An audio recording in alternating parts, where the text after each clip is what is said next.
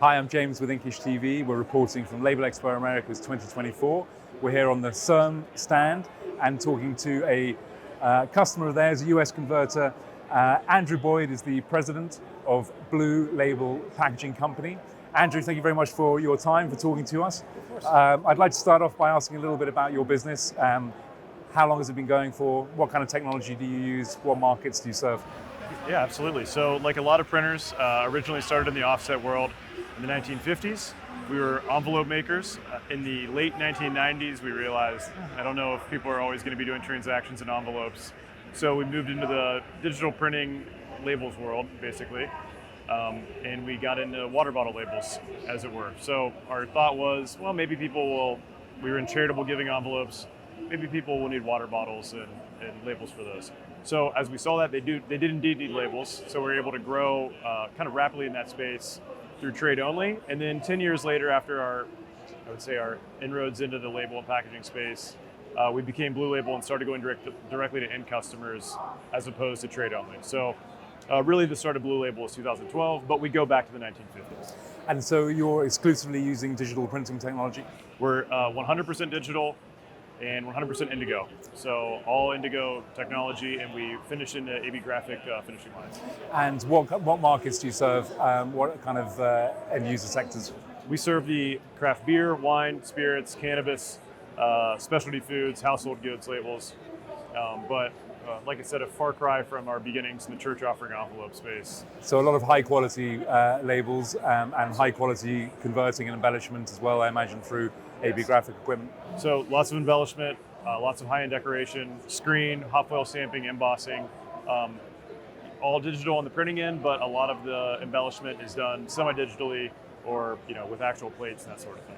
And you've been using some MIS software for 10 years. That's right. At the time of the adoption of CERM software, what were you looking for? What was the motivation behind seeking that kind of technology? Yeah, absolutely. So I think as a small company, you don't know the questions you might need to ask tomorrow. You definitely don't know what challenges you'll be faced with in the next quarter or year.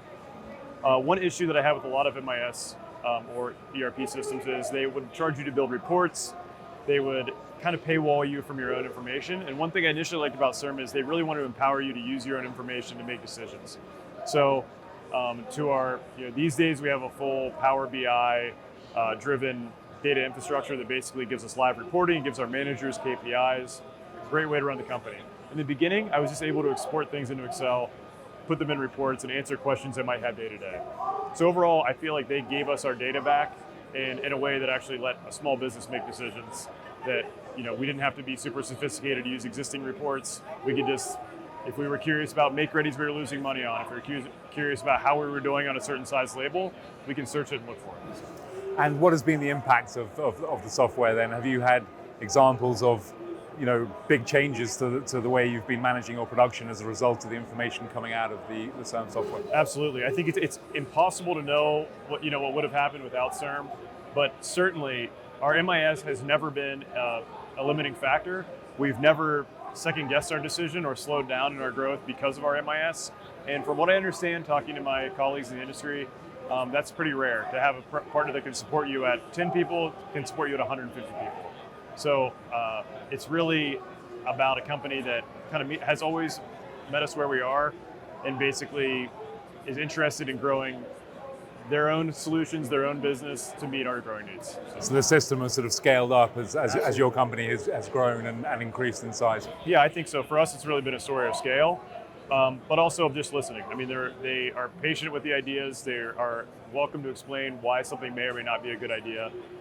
And so I think it's kind of like they call them consultants who come help you, but truly, we've utilized them in that way as we've grown. So, Andrew, thank you very much for your time. I appreciate it.